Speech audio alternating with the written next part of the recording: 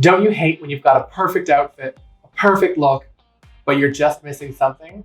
I know what I was missing, and it was a statement necklace. And I'm here to help show you how to make it today with our friends at John B.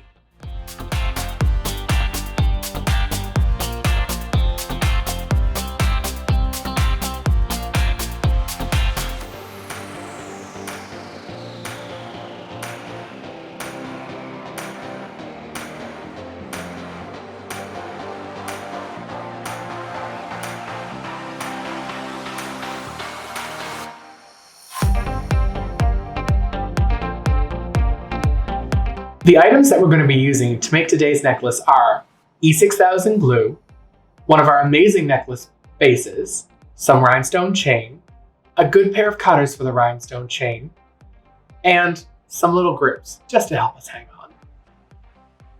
So today we're using E6000 glue, and we're using the precision applicator, not the one that looks like the top of the toothpaste tube. Beautiful rhinestone chain, which we've used on other projects so that they can coordinate with that. Some cutters, one of our necklace bases, and these little clips that honestly I just found around the house. You can always use something like a binder clip or even a clothespin, just something to help hang on. The first step we're going to do is we're going to get our necklace base ready. This is one of our amazing necklace bases here at John B, and we've used this for other craft projects as well. But today we're going to do something completely unheard of for me. We're going to use something for its intensive purpose.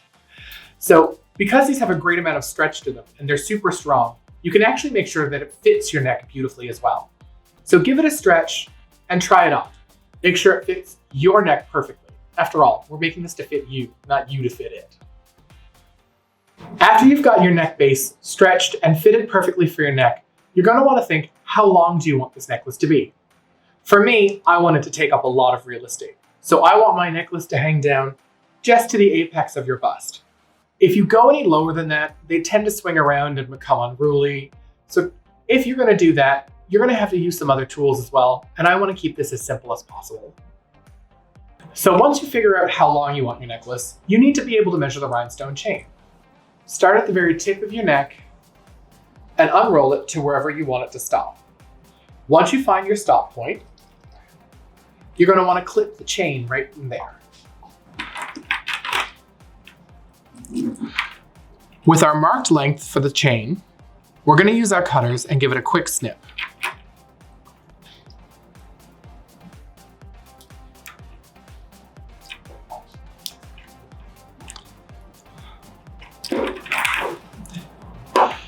Now, once you've done this, you want to make sure that you pay attention to the back side. This can be quite sharp, so if you have a little bit of roughness there, just put a dab of the E6000 glue at the very end. That will encompass the rough edge and make sure that it doesn't pull at you. What I like to do before I actually attach the chain to the necklace, especially when I'm using this chain, which is really easy to measure, I count 1, 2, 3, 4, 5, 6, 7, 8, 9, 10, 11, 12. I've got 12 pieces in this one piece of chain.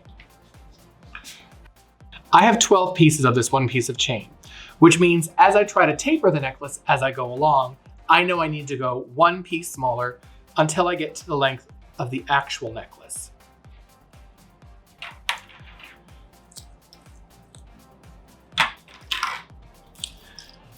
Using the E6000, we're going to glue all across the base and then in between these little fingers. Should we call them fingers? Let's call them fingers.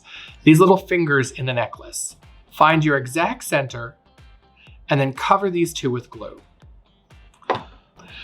Once you have these glued, we're going to gently lay this between two of the fingers. The fingers on these are quite narrow, so if you tried to do one piece of chain per finger, it wouldn't fit. We're also going to take this opportunity to use these clips to hold them in place until the glue dries. It won't be completely dry by the time you take these off, but it will have tacked up enough that you can move on and add the rest of your rhinestone chain. You're going to want to try this on and off a few times at this point. You want to make sure that it's still tapering down as lovely as it's going to fit your neckline. Everyone's neckline is different, everyone's shape is different, and it has to flatter you the best. So make them a little longer than you think you're going to need because it's easier to trim them than to try to glue them back on. I suggest taking one piece off at a time, and then if you find some places where you want to take 2 pieces off or 3 pieces off, that's easy enough to do. So once you've got these glued and you've added all of your extra fringe in, give it a try on, see how it fits. Make sure that you want it to go exactly in the correct shape that fits your neckline and your bust line. Maybe you want it to go all the way off your shoulders. It's completely up to you and your shape. Now that our glue has dried, we can take a good look at the inside. Some people have very sensitive skin and are prone to getting itchy behind a necklace, are prone to getting a little uncomfortable. We have a great way to solve that. If you find yourself getting a little uncomfortable or a little itchy behind a necklace like this, you can always use felt. Pick whatever color you want, contrasting or blending in. I like to use white and then put my foundation on it so it matches my skin tone perfectly. And just adhere strips to the inside using E6000. I didn't need it for this necklace, but if you're not 100% comfortable in it, you're 100% not gonna want to wear it. And it has to be comfortable for you, and it has to work well for you. This is the final result. I absolutely love this necklace. It fills up the empty void of my costume, gives me some beautiful sparkle, and it's something I made myself. It's something I'm proud of. You can alter this to be however you need it to be for your shape. Maybe you don't want it to be as long, maybe you want it to be longer, maybe you want it to be wider. This is what worked best for me, for my shape, and for the costume I'm going to be wearing with it. I hope you love this, and I hope you try it at home with help from our friends at John B.